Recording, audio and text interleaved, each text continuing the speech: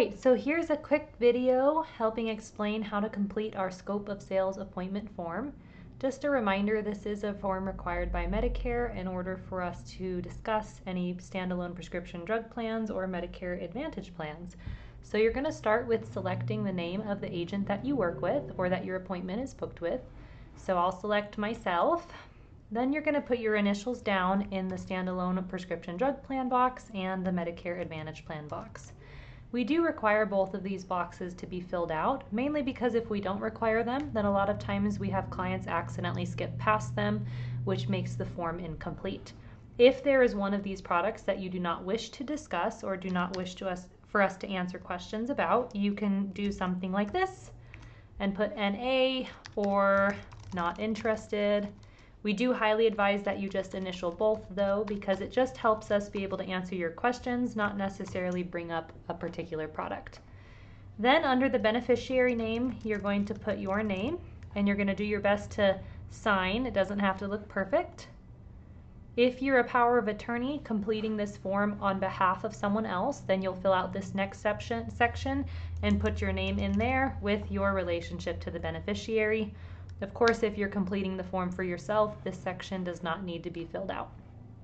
At the bottom of the page here, we have frequently asked questions about the scope of appointment form. So it gives you a bit of idea of what the form is, what the guidelines are for it, how the form is not scam, whether you can or cannot opt out of it. So you can click these plus buttons here if you're interested in reading more on that. So go ahead and click next. So that completes the scope of appointment form. Then you're going to have this second form open up. That's our pre-appointment form, and this just helps us with your plan review. So we'll start with your preferred pharmacy.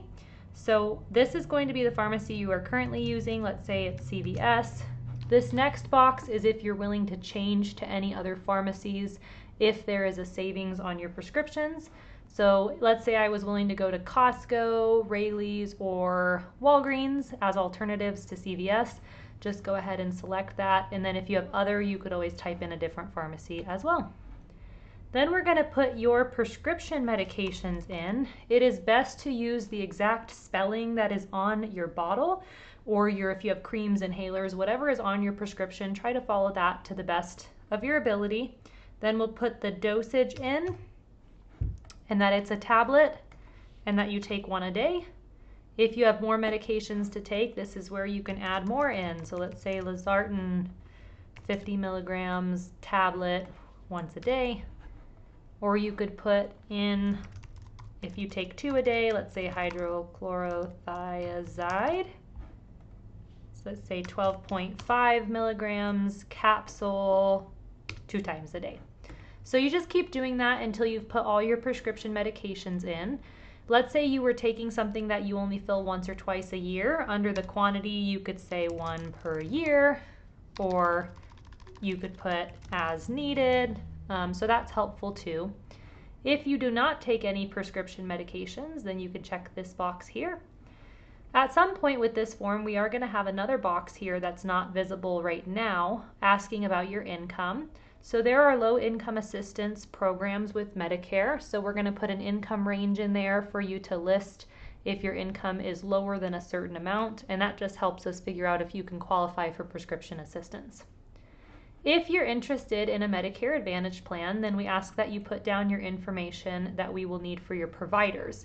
So we need your hospital preference, who your primary care is, if you have a dentist that you go see, optometrist that you go to, and then for a specialist, let's say you go to Urology of Nevada, and then you can keep adding Skin Cancer and Dermatology Institute. So we just prefer that you put as much down about your providers as possible if we are looking at a Medicare Advantage plan for you. If you're interested in other types of products outside of the prescription and medical plans, you can go ahead and check here what you're interested in learning more about. If you're interested in policies like life insurance, final expense insurance, we cannot review this with your Medicare, but we can review it separately from, so we'd be happy to set up a separate appointment to review these. Then is your preferred contact method, which you can select up to 3, whether it's text, email, or phone. That's just how you want to receive outreach from us.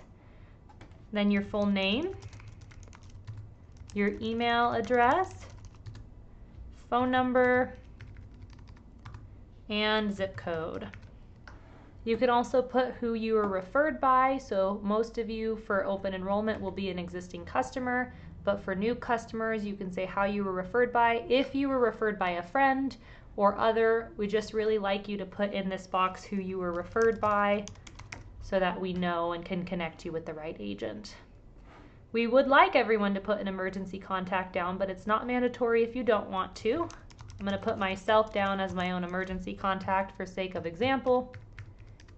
And then the email address. All right, lastly, whoops, let's try that one more time. Okay, lastly, it has you put in 2 boxes that you have to check. First is the verification that the information you've provided is as accurate as possible, including your prescriptions, dosage, daily quantities, and pharmacy preferences, along with a list of doctors. And then it's agreeing to our privacy policy, which you can click here to read our privacy policy. And then I would encourage you, it's not mandatory, but I would encourage you to sign up for our monthly newsletters. That's how you hear what's happening with our agencies, any update on our agents' lives, any big Medicare news. So we work really hard on giving good and informative newsletters. You can click there, it will automatically sign you up for them. Once you finish that, you can press submit, and the next page will show you a confirmation that your form has been received with a timestamp of when it's been submitted. This means that your agent has been automatically sent your form and can begin processing. This last portion here is another part of the scope of appointment form and is required. It gives a breakdown of the different plan options available. You're welcome to read it if you wish to read it. Otherwise, you don't have to. It is just a required part of the form.